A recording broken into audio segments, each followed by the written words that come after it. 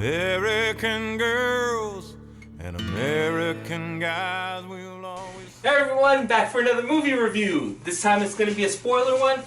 We're going to be talking, I have a company today. I have a couple of companies. Yeah, I still don't have a dog plushie. So, we're going to be talking about Channing Tatum's newest movie, Dog. A flag out in our yard till the day that he died. He wanted my mother, my brother. Okay, so I already did a non-spoiler review. Go, what did you think of this movie? I think it was straightforward. I think, again, I liked it. Don't get me wrong, I liked it. I'm going to criticize the fuck out of it. No, I'm just, I liked it, but I just think it was very straightforward. I think there was very a little predictable, which is okay. All dogs movies are. I'm waiting for the day that they make a dog movie and the dog tragically dies and gets hit by a car, and instead of the happy ending. But very predictable. Where I like that. I like that it was funny and that it had its moments, but not that I didn't like. But to me, it was like it lacked. It didn't give me a reason to see the emotional connection between the dog and Channing Tatum, other than we went to war together. I think, like in the last part, this is spoiler, right? Yeah. Okay. In the last part is like, he drops him off and within 30 seconds, he's like, you know what, nah, I changed my mind. He's coming with me. It's like, to me, and I expected something like, they're about to kill him, and he goes in and not what you say. I'm not saying he's gonna break in and start killing people and to save the dog, but something to hold me to it and say, you understand? It's like something more heart gripping. Yeah, something to pull more of the emotional. Like string. The bathroom scene was great. The bathroom scene where he's having this a was panic in the trailer. attack. No, that one. You're talking about that one. Right, he's having a panic attack and the dog just stares at him and then lies next to him. We needed more of that. We needed more connection between the dog and him. Right. To me, it was just like, okay, I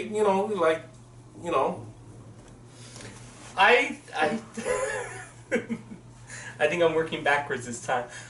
So yeah, the story is Channing Tatum's character, who is Jackson Briggs. His leave my original Silky alone. His one of his friends in the army, Riley Rodriguez, passes away. Actually, he commits suicide. Was that it? Yes. See, I didn't even know that. They said it. They said it in different ways. That's why. Oh, okay. That's why when he was talking to Randy from My Name Is Earl, he was like, yeah, he couldn't get out. That's why he ran his car to 120 miles an hour into a fucking tree. The funeral was a touchy scene too. The funeral was a very good scene where the dog laid next to his boots. And let me tell you, from personal experience, I found that to be true.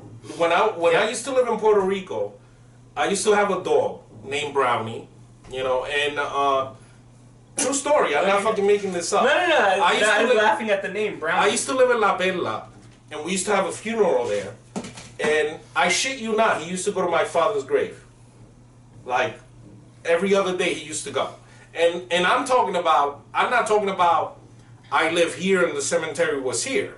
I'm talking about at least 3 or 4 blocks. The dog used to walk to the cemetery, and whenever I couldn't find him, I used to go to the cemetery, he was there. I mean, no lies. So I believe that in the funeral thing too. Dogs know. I'll give them that.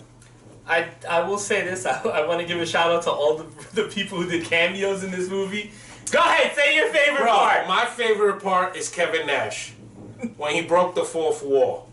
I wanted to die, but people would have thought I was crazy. I mean, it lasted a fraction of a second. But you see him looking at the cat. He said something about the Hall of Fame. That's what he said. Something about, all I need a few points to be in the Hall of Fame or something. And then he looks at the camera, and it was the most hysterical thing. If you're not a wrestling fan, you're not going to get it.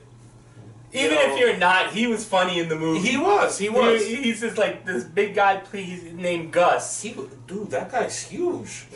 He's almost 7 feet. He made Shannon Tatum look like a kid. Yeah. I mean, this guy was huge, but yeah, go ahead. No, he plays this pot farmer who's married to a hippie woman. Mm-hmm. Like, he was so hilarious in the movie. I thought all the cameos served their purposes right. Whether it's him, Bill Burr. Even I didn't get Bill Burr's conversation though. I still didn't get it. Which one is that? The cop who used to be an MP. When he was like, oh, I get it. You had your dog attack him.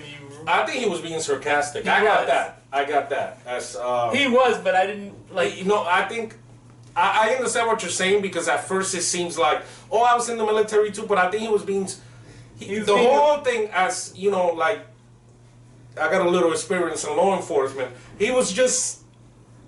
And there's always like the divide in different people because they were throughout the whole movie they were making fun of MPs, military police. That whole thing that he did was he was just being sarcastic. Yeah. He never had any intention of letting him go because we were buddies. That whole thing was sarcasm and, but yeah. Ian Suplin, I really liked him. Randy from My Name is Earl. Oh, yeah. And actually, he was actually the most poignant of the cameos. That guy used to be like 600 pounds. Yes, he lost a lot of weight. He was the guy from Remember the Titans. Remember the Titans. He's like a fucking beast now. Mm-hmm. Can we curse in there? Yeah. Okay, good. That's why I'm trying not to. Oh, okay. To let you do it.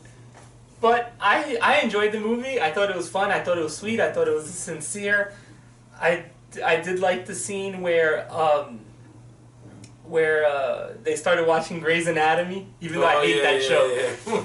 It was funny how they bonded over it. The book was interesting.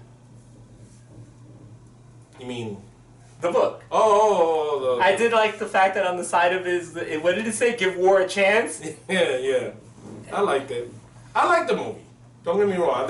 I'm not saying I didn't like it. I liked it. Again, to me, it just. It was lacking emotional depth. It didn't make me believe that they had bonded. That they had bonded at the end. Remember, this was only like a 3-day trip. No, it was 5 days. Half of those, he was knocked out half of that trip. But I do find it funny, and no one has said this. He's a borderline alcoholic. I was gonna get to that, but I did like the scene with the 2 girls. Oh yeah, that was funny, even though it was stretched a little bit, These 2 hippie girls. He was like, "Put your hand where you want." He's like, "Okay." Yeah, but to me, it lacked that. It didn't make me believe they had connected yet. I will say this, the one thing, and I told you this in the car when we were coming from this movie. I thought they were leading up to something because Tatum's character never called the dog by her name, which is Lulu. And trying to make me laugh, right? No. And it really didn't lead to anything. Like, throughout the whole movie, he was like, her, dog, and that's it. He never called her by her name. And I was kind of hoping that would lead to a moment where he finally does say the dog's name and everything clicks. But it didn't. I also feel like this movie was longer. And they just made several cuts. Think so? Yeah, maybe, but we'll find out when the DVD comes out. But I just feel there was, again, if you watch other movies, we're talking about it in the car, if you watch other dog movies, you see what I mean. It's like, I wish they would have just, at the end, like I said before, he would have just come inside to the rescue right before he was being euthanized and, I'm also glad that, because the movie's shot, it's proficient, it's fine.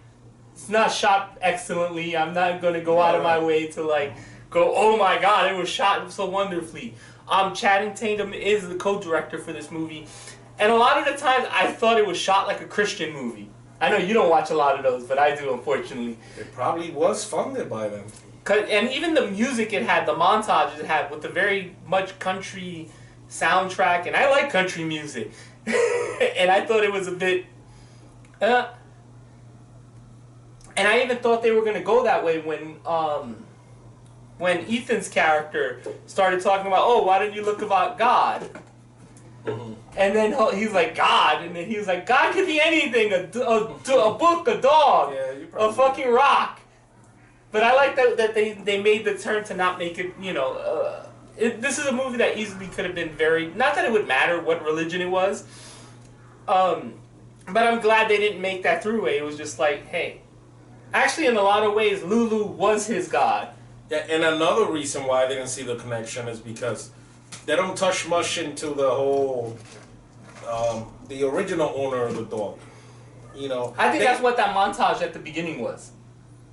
It was, but you know what's the thing about that is that most people are not gonna read what's around it. Oh, I was having a hard time reading it because it was going by a little quickly. Because the thing, it's not about going quickly. It's like, and this is what I'm telling you, you kind of miss the point of certain things in this movie. Like, in the beginning, they show a whole bunch of things explaining the history behind the owner and the dog. Yeah, but the movie starts off with a package where they're showing clips and also pieces of Lulu's book. But as a dog lover, which 95% of the people seeing this movie are, you're gonna miss all that. You know why? Why? Because you're gonna be staring at the cute pictures of the dog. And that's what happened to me. I'm staring at the, oh, look how cute. Oh, look. And I'm missing the whole history that surround the clippings and all that because I'm staring at the dog. So I wish there would have been more, like this guy was his friend. I think they could have did. I mean, thank God they didn't do flashbacks though. I'm gonna say that. Right. The way I thought this movie should have started was like, because originally the first scene, I thought I was the owner. I didn't know. Oh, when Channing Tatum was waking up in bed. So I thought, okay, this is the owner. This is how he dies, and his dog ends up alone. You know, we never get to see none of that. It's like, and then we don't know how close Channing Tatum's character was to this guy, other than we're in the same unit. You get it? It's like, yeah, you know, it's like, because if you have a dog and you die, then I might consider, okay, you know what, this was Danny's dog.